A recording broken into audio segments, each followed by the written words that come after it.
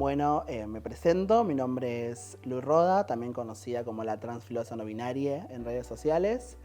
Soy una persona trans no binaria, con una expresión de género bastante femenina, que un poco les viene a contar algunas cuestiones sobre su historia, sobre los estudios de género, que es algo que me apasiona. También cabe destacar que soy politóloga. Este año me recibí como la primera persona trans de la Universidad Torcuato Di Tella, donde estudié, en recibirse, así que me parece que está bueno poder contar un poco sobre mi experiencia, mi historia de vida y también lo que significa para mí lo que son los estudios de género, lo que son los estudios trans, estudios queer, y cómo no solamente es parte de mi vida académica, de mi desarrollo profesional, sino también reflejan mucho sobre mi vida, ¿no?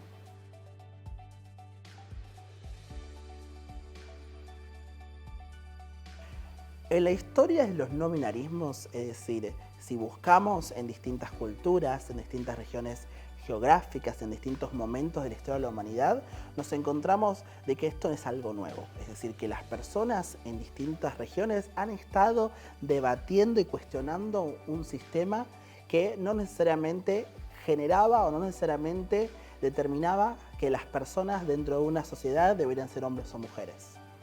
Es decir, mientras que el no binarismo, de la forma en que lo entendemos en Occidente, refleja una demanda que se hace por lo restrictivo que Occidente construyó al género como varón o mujer, otras culturas en otros momentos de la historia de la humanidad no eran tan restrictivos de la forma en la cual construían lo que se llamó desde los estudios de género por una autora muy importante que se llama Gayle Rubin, los sistemas de sexo-género. Es decir, de qué forma una sociedad configura las posibilidades en torno al género. Ya sabemos que la importancia que tenía el género o la importancia que tuvo construir un sistema de sexo-género para Occidente tenía que ver con un sistema reproductivo, con un capitalismo que necesitaba del capital humano, es decir, que haya personas que vayan a trabajar y demostrar esa productividad, y por ende necesitó decir, bueno, hombres y mujeres son heterosexuales, tienen hijos, hacen más personas.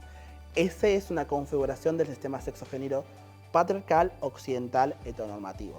Sin embargo, esta forma de ver el mundo, que se universalizó a partir del siglo XX, no era la única forma que se estaba debatiendo y que otras sociedades tenían. Si uno recorre por un caso muy conocido,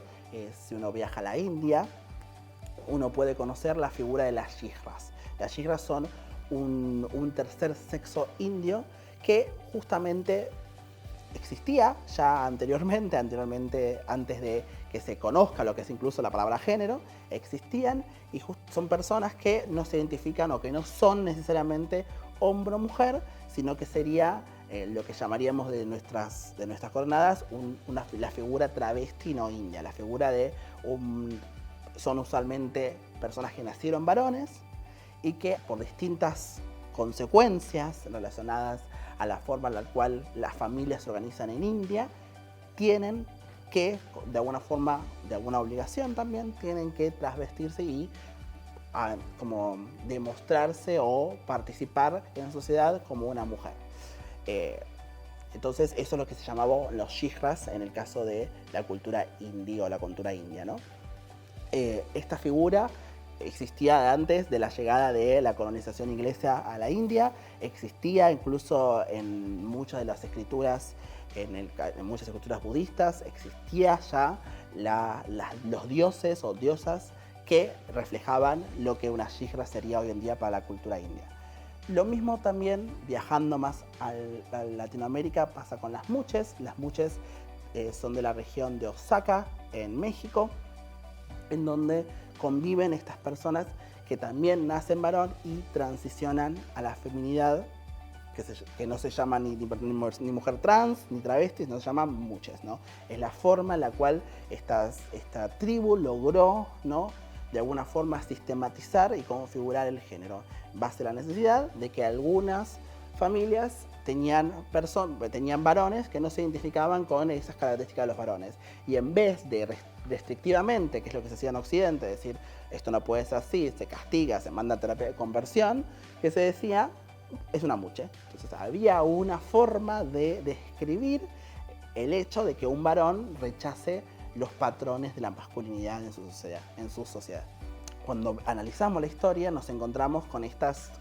poblaciones, con estas tribus, que ni siquiera se configuraron para rechazar el no binarismo, sino que su sistema ya lo comprendía, ¿no? Ya había una forma de justificarlo y de entenderlo en base a las normas que configuraba su sociedad. Para mí, otro de los casos más gráficos que en esto se entiende de cómo se configuraban sus sociedades era el caso de los Two Spirits. Los Two Spirits eran de la tribu Navajo en Estados Unidos, en donde aquellas personas que también presentaban cierto androjismo en su expresión de género y rechazaban la masculinidad o la feminidad dependiendo de los genitales con los que nacían, había una categoría en donde se entendía su situación, que eran los Two Spirits, es decir, que se consideraban que eran personas, como ellos tienen una creencia, tienen un sistema de creencias basado en los espíritus de antepasados que toman los cuerpos de los recién nacidos, que las personas Two Spirits son aquellas que en vez de tener un espíritu que comande su corporalidad, tiene dos. Entonces eso justifica y explica por qué luego rechazan la masculinidad o la feminidad como algo único o solo, ¿no? Entonces nos encontramos que hay un conglomerado, una importante cantidad de poblaciones, de sociedades,